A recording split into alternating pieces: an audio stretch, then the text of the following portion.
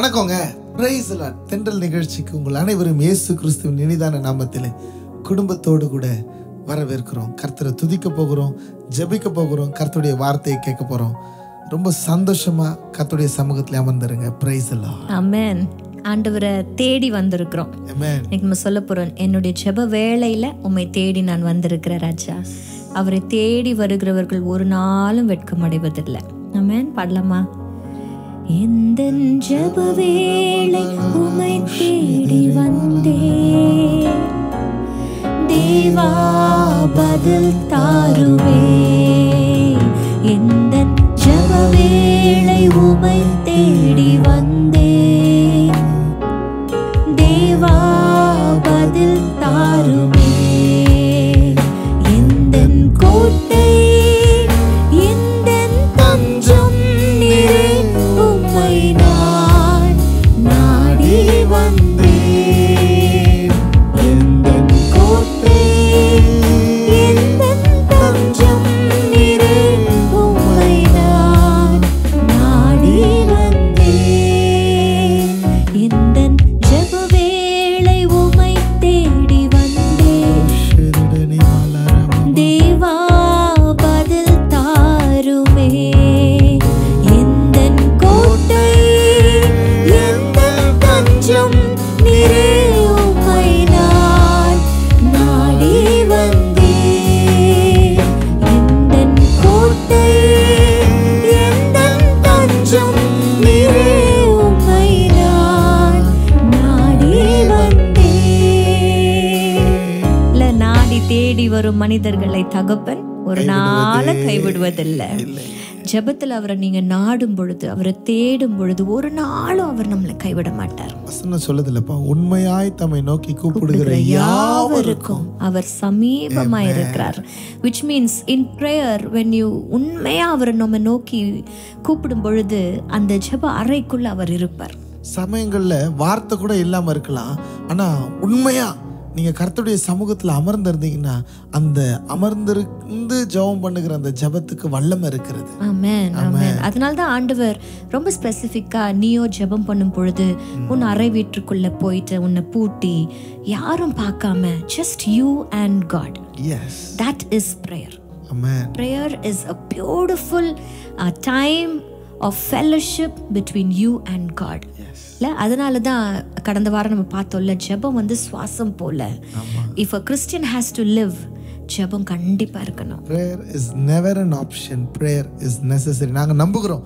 Last week ஃபுல்லா உங்க தனி அறையில நீங்க ஜெபம் பண்ணிருப்பீங்க, குடும்பத்தோடு கூட நீங்க ஜெபம் பண்ணிருப்பீங்க. நாங்க நம்புகிறோம் உங்க prayer time increase ஆயிருக்கும். நாங்க நம்புகிறோம். Yes, still we have more to learn about prayer. Amen. நம்ம எதற்கு ஜெபிக்கணும்? ஏன் ஜெபிக்கணும்? ஆண்டவர் நம்மள சொல்லிட்டாரு, அதனால ஜெபிக்கணும். நம்மள நம்பி சொல்லிட்டாரு, அதனால ஜெபிக்கணும். எஸ். ராஜ்யத்தின் பிள்ளையா நீங்க ஆண்டவரை போல இருக்கணும்னா கண்டிப்பா ஜெபிக்கணும். இல்ல, ஒருவேளை கடந்த வாரத்துல நீங்க யாராவது மன்னிக்க முடியாதவங்களை மன்னிச்சிருந்தீங்கன்னா நிச்சயமா அதுக்குண்டான பலனை காட் உங்களுக்கு தருவார். ஆமென். இன்றைக்கு கூட நம்ம ஏன் ஜெபிக்கணும் அப்படின்னு சொல்லிட்டு we found a beautiful revelation from Bible தான். ஆனால் பைபிள்லேயே ரொம்ப ஸ்பெசிஃபிக்கான ஒரு கார்டன், எனக்கு ரொம்ப பிடிச்ச ஒரு கார்டன். கார்டன் அப்படின்னு சொன்னாலே உங்களுக்கு எல்லாம் என்ன ஞாபகம் வரும்? நிறைய பேருக்கு ஏதேன் தோட்டம் ஞாபகம் வரும், அப்புறம் திராட்சை தோட்டம் ஞாபகம் வரும், அப்புறம் நிறைய பேருக்கு மாந்தோட்டம் ஞாபகம் வரும். ஏன்னா எடுத்து சாப்பிடலாம்ல. பைபிள்ல எங்கப்பா மாந்தோட்டம்? இல்லப்பா, நம்ம தோட்டம் ஞாபகம் வரும்னு சொன்ன உடனே நம்ம வீட்டு பக்கத்துல இருக்கிற தோட்டத்துல அவங்களுக்கு எல்லாம் ஞாபகம் வரும். அதனால சொல்றேன். பட் ரொம்ப பியூட்டிஃபுல்லான ஒரு இடங்க. You know one thing, prayer is the earthly license for the heaven to operate. பரலோகம் பூமியில வேலை செய்யறதுக்கு earthly license-ஏ prayer தான். அப்படி ஆண்டவர் வல்லமையா பரலோகம் பூமியில வேலை செய்யறதுக்கு ஜெபம் பண்ண இடம் தான் கெத்செமனே தோட்டம். Amen. A beautiful garden which was called Gethsemane. Amen.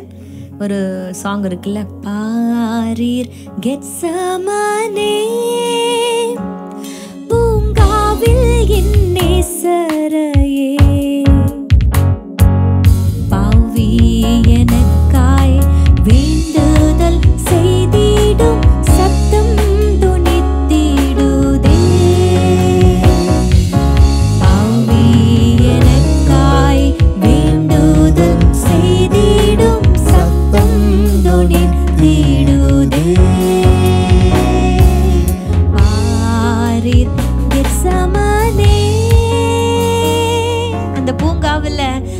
ஆண்டவராக இயேசு கிறிஸ்து ஜெபம் பண்ணார் இல்ல? அவர் ஏங்க ஜெபம் பண்ணா? அவர் தான் நம்மளுக்கு எக்ஸாம்பிள் செட் பண்ணிட்டு போயிருக்காருல்லப்பா. இப்போ சிம்பிளா யோசிச்சா ஜீசஸ்க்கே ஜெபம் தேவைப்பட்டுச்சுன்னா கண்டிப்பா உங்களுக்கும் எனக்கும் ஜெபம் வேணும் தான்.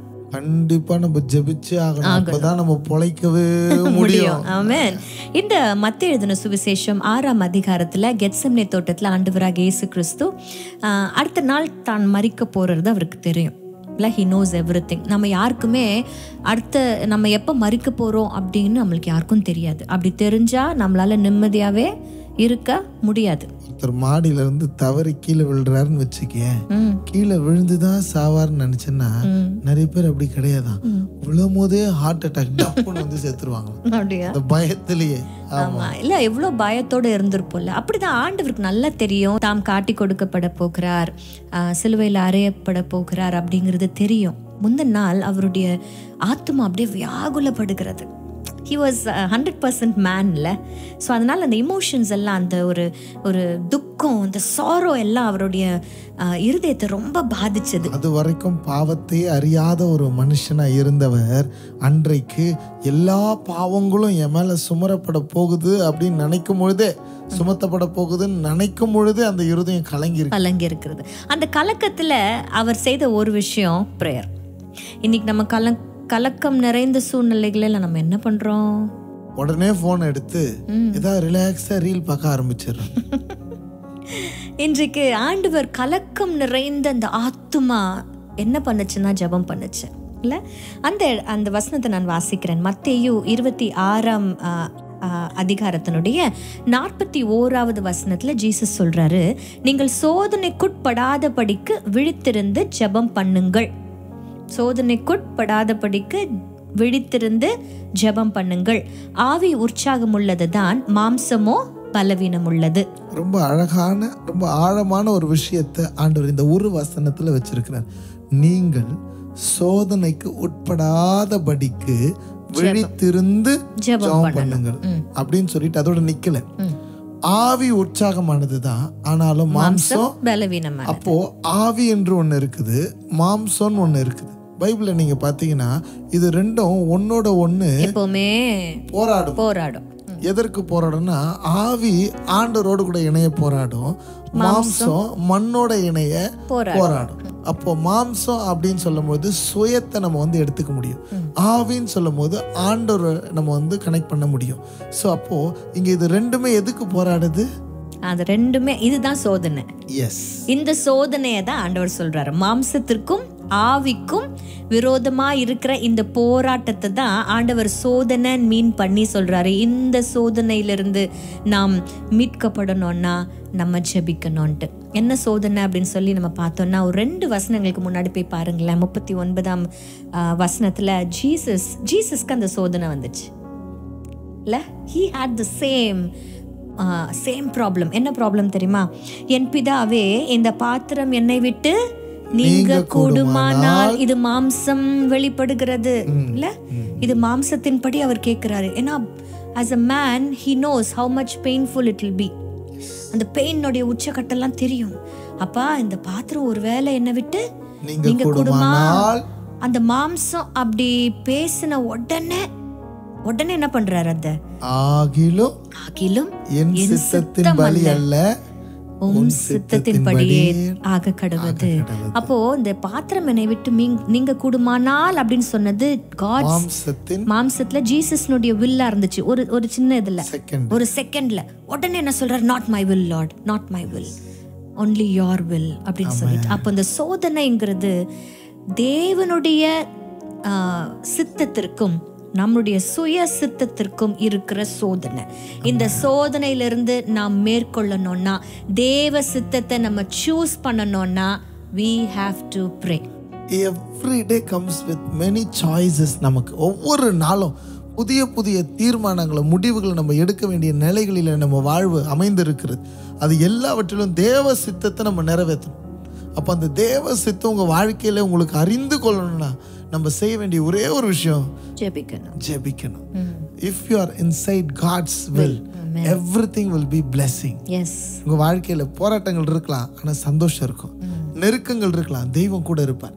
சிங்ககபில இருந்தாலும் தானியேலோடு கூட கர்த்தர் இருந்தார். அக்கினி ஜுவாலையில இருந்தாலும் கர்த்தர் அவர்களோடு கூட, சாத்ராக் மேஷாக்கோட கூட கர்த்தர் இருந்தார். சிறைச்சாலையில இருந்தாலும் பவுலோடு கூட கர்த்தர் இருந்தார். சிறைச்சாலையில கட்ட 4 காவல் அறைகளுக்கு உட்பட்டு இருந்தாலும் பேதுருவோடு கூட கர்த்தர் இருந்தார். God will be with you in all situations if you are inside God's will. ஆமா, அந்த God's will நீங்க நிறைவேற்றணும்னா அத உங்க வில்ல விட God's willக்கு இம்பார்ட்டன்ஸ் கொடுக்கணும் அப்படின்னு நீங்க நினைச்சீங்கன்னா நம்ம ஜெபிச்சு தான் ஆகணும். நம்ம ஜெபிச்சு தான் ஆகணும். So this is a good reasonல எத்தனை பேர் உங்களுக்கு ஆண்டவரோட சித்தத்தை நிறைவேற்றணும்னு நீங்க ஆசைப்படுறீங்க? நீங்க எல்லாம் கரங்களை தூக்குறீங்க. என் பையன் கூட தூக்குது இப்படி. இல்லடா, you want to do God's will? God's willா உன்னுடைய வில்லா? ஷூர்? God's willக்காக உன்னுடைய வில்ல விட்டு கொடுப்பியா? நிச்சயமா? ஓகே. அது விட்டு கொடுக்கறதுக்கு பலன் வேணும். அந்த பலன் ஜெபத்துல தான் நமக்கு கிடைக்கும். ஆமென். பாடலாமா? குயவனே உம் கையில் களிமண்ணான் உடைத்து உருவாக்கும்.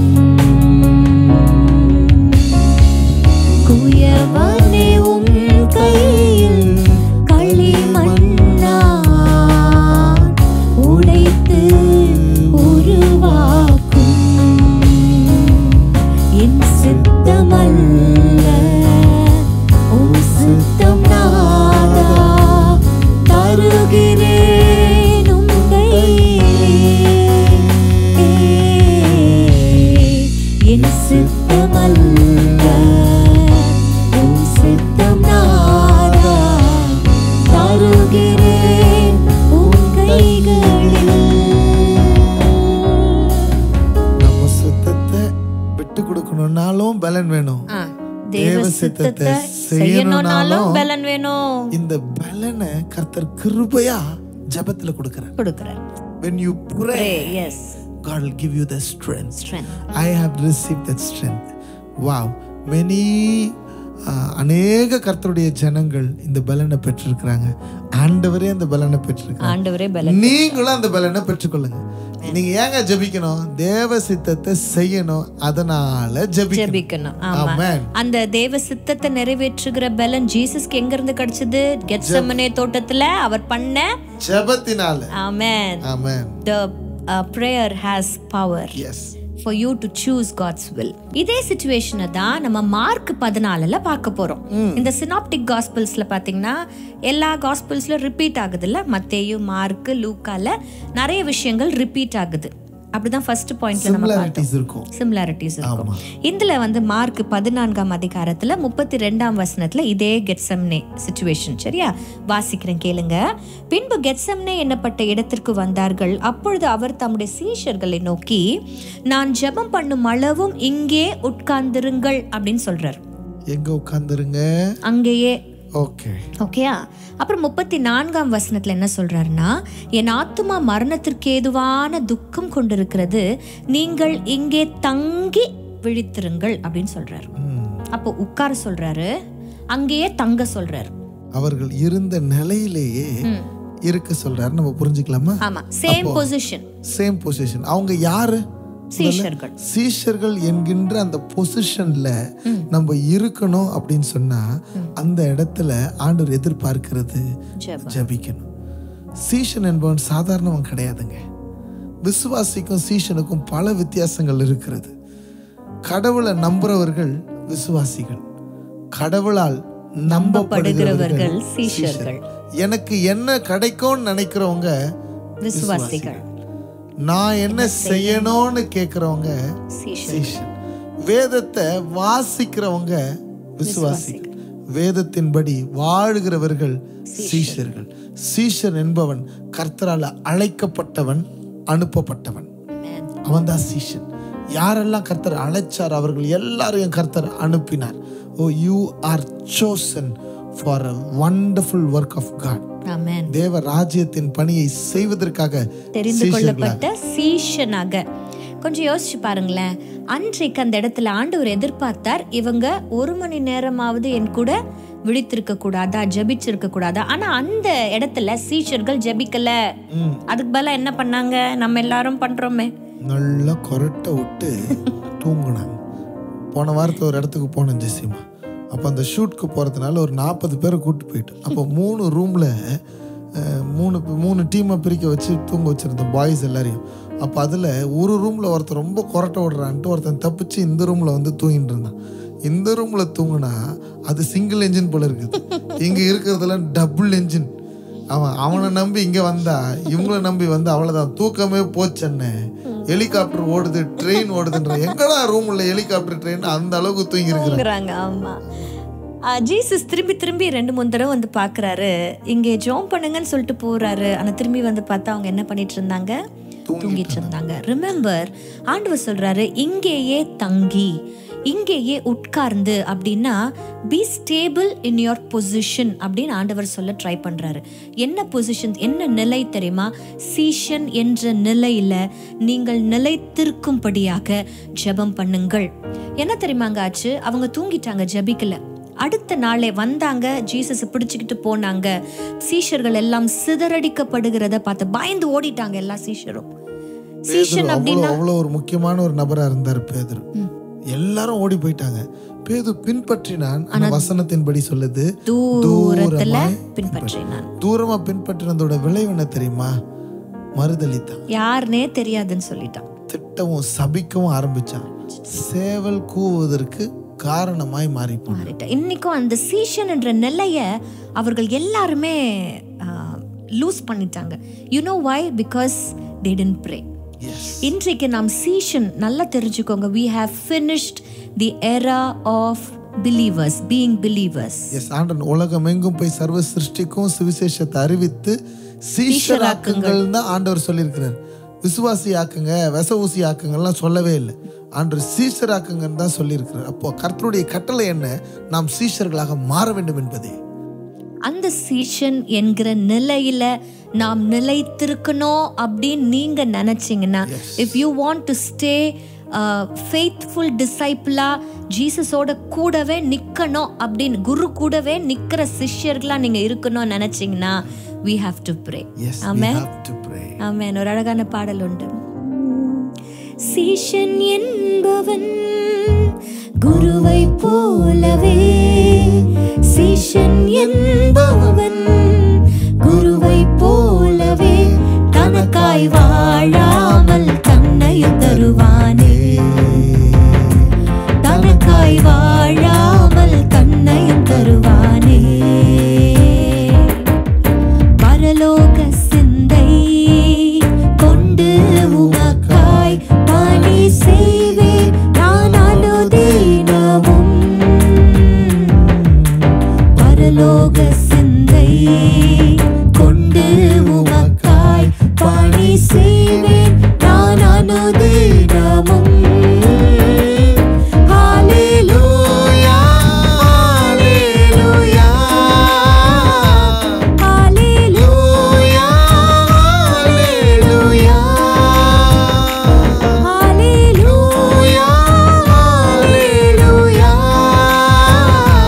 ஹல்லேலூயா, ஹல்லேலூயா. சீஷர்களாக தரித்து நிற்க இன்னொரு வாய்ப்பை கர்த்தர் நமக்கு கொடுத்திருக்கிறார். ஆமென்.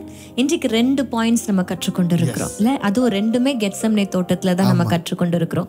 why we should pray? number 1, தேவ சித்தத்தை நிறைவேற்றணும்னா நம்ம ஜெபிச்சே ஆகணும். நம்ம சித்தத்தை கைவிடணும்னா நம்ம ஜெபிச்சே ஆகணும். number 2, சீஷன் என்கிற நிலையில நாம் நிலைத்திருக்கணும்னா நம்ம ஜெபிச்சே ஆகணும். இல்ல? to recap on both the episodes, 4 points ஆண்டவர் சொல்லி கொடுத்திருக்கிறார். குயிக்கா ஒரு ரீகேப். number 1, ஆண்டவர் சொல்லிட்டார், நம்மள நம்பி சொல்லிட்டார், அதனால ஜெபிக்கணும். number 2, தேவ ராஜ்யத்தின் பிள்ளைகளாய் நம்ம மாறணும்னா நம்ம ஜெபிக்கணும். 3வது 4வது பாயிண்ட்ஸை இன்றைக்கு நம்ம கற்றுக்கொண்டு இருக்கிறோம். Make sure you write each and everything that has been spoken to you. ஏன்னா என்னைக்காவது ஒரு நாள் அதை எடுத்து நீங்க வாசிக்கும் பொழுது அது உங்க வாழ்க்கையில பிரயோஜனமாய் மாறும். Start journaling whatever God is speaking to you. எழுதுங்க, டேட் போட்டு எழுதுங்க, வசனத்தை எழுதுங்க. உண்மையிலேயே you will be blessed by these words. நல்லா ஜெபிக்க ஆரம்பிச்சிருங்க. குடும்ப ஜெபம் தேவை, தனிப்பட்ட நேரத்துல ஜெபம் தேவை. நல்லா ஒரு 2-3 பேர் சேர்ந்து ஜெபிக்க ஆரம்பிங்க, குழுக்களை சேர்ந்து ஜெபிக்க ஆரம்பிங்க. This season is the season of prayer. Prayer will move mountains. Prayer will change the situations. Prayer can bring miracles. நீங்க நினைக்கலாம் நான் சாதாரண ஆளு தான்ட்டு. எஸ், நம்ம சாதாரண ஆளு தாங்க. ஆனா நம்ம ஏறெடுக்கிற ஜெபங்கள் சாதாரண ஒரு மனிதர்கிட்ட போவதில்லை. அது பரலோக தேவனிடத்துல போகிறதுனால, பரலோக தேவனிடத்துல போகிறதுனால வல்லமை உள்ள ஜெபமாய் உங்க ஜெபம் மாறுகிறது. God wants you to pray. So நம்ம ஜெபிக்க ஆரம்பிச்சிடலாமா? ஆமென். ஆமென். சரி, இன்றைக்கு அப்படியே நம்ம கண்களை மூடி நம்ம ஜெபிக்க போறோம். அப்பா, எங்களை ஜெபிக்க வைங்க ஆண்டவரே. ஜெபிக்க வைங்க ஆண்டவரே. ஜெப ஆவியை எங்களுக்குள்ள ஊற்றுங்க ஆண்டவரே. நாங்க ஜெபிக்கணும் ஆண்டவரே. ஜெபிக்கணும்பா, ஜெபிக்கணும்பா. ஆமென். அந்த பாடலை பாடி ஜெபிக்கலாம். ஸ்தோத்திரம். ஜெப ஆவி ஊற்றுமையா, ஜெபிக்கணும் ஜெபிக்கணுமே. ஜெப ஆவி ஊற்றுமையா, ஜெபிக்கணும் ஜெபிக்கணுமே. ஸ்தோத்திர பலி விண்ணப்ப ஜெபம், ஸ்தோத்திர பலி விண்ணப்ப ஜெபம். இந்நேரமும் நான் ஏறெடுக்கணும், இந்நேரமும் நான் ஏறெடுக்கணும். ஜெப ஆவி ஊற்றுமையா, ஜெபிக்கணும் ஜெபிக்கணுமே. நன்றி ஆண்டவரே. குடும்பங்களா நாங்க இணைந்து ஜெபிக்கிறோம். இந்த நேரத்துல உங்களை நோக்கி பார்க்கிற ஆண்டவரே, ஜெபிக்கிற ஒவ்வொரு மேலே இந்த ஜெப ஆவியை ரிலீஸ் பண்ணுங்கப்பா ஆண்டவரே. ஒவ்வொரு நாளும் ஜெபிக்கணும். அவங்களுடைய ஜெப நேரம் இன்க்ரீஸ் ஆகட்டும். ஜெபிக்கிற பிள்ளைகளாக, ஜெபிக்கிற குடும்பங்களாக, திறப்பில் நிற்கிறவர்களாக என் ஜனத்தை மாற்றினதுக்காக ஸ்தோத்திரம் ஆண்டவரே. உங்க தய உள்ள கரத்துல ஒவ்வொரு குடும்பத்தையும் நாங்கள் நம்பி ஆசீர்வதிக்கிற ஆண்டவரே. கர்த்தருடைய கரம் என் ஜனங்களை தாங்கட்டும், ஆதரிக்கட்டும் ஆண்டவரே. கர்த்தர் ஆசீர்வதிப்பீராக. ஜெபிக்கிற பலனை நீர் தருவீராக. ஜெப ஆவியை ஊற்றுவீராக ஆண்டவரே. இந்த சீசன்ல அதிகமாய் நாங்க ஜெபிக்கிறோம் ஆண்டவரே. எப்பெல்லாம் உம்மை நோக்கி கூப்பிடுறார்களோ அப்பெல்லாம் உங்க சத்தத்தை அவங்க கேட்க உதவி செய்யுங்கப்பா. Let them be a greater blessing. மனதார குடும்பங்களை நாங்க வாழ்த்துகிறோம். இத்தனை மாதமும் பாதுகாத்த கர்த்தர் இந்த மாதமும் பாதுகாத்து ஆசீர்வதிப்பீராக. இயேசுவின் நாமத்தில் ஜெபிக்கிறோம் நல்ல பிதாவே. ஆமென், ஆமென், ஆமென். God bless you. இந்த நிகழ்ச்சி உங்களுக்கு ஆசீர்வாதமாக இருந்துச்சுன்னா நீங்கள் தொடர்ந்து இந்த நிகழ்ச்சியை பாருங்க. எங்களுடைய ஊழியங்களுக்காக நீங்கள் ஜெபிங்க. If you want to support us, if you want to sponsor this program, you can do so. கீழே கொடுக்கப்பட்டிருக்கிற நம்பர்ஸில் எங்களை நீங்கள் அணுகலாம். உங்களுடைய ஜெப விண்ணப்பங்களையும் உங்களுடைய சாட்சிகளையும் எங்களோடு கூட பகிர்ந்து கொள்ளலாம். Thank you so much.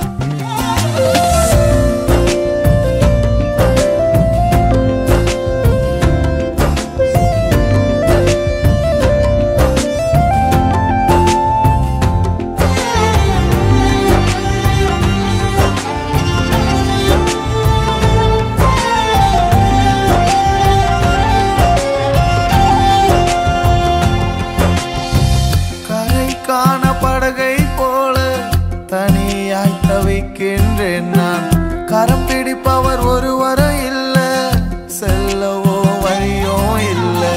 கரைக்கான படகை போல தனியாய் தவிக்கின்றேன் நான். கரம் பிடிப்பவர் ஒருவரும் இல்ல, செல்லவோ வழியோ இல்ல. உம்மை மாத்திரமே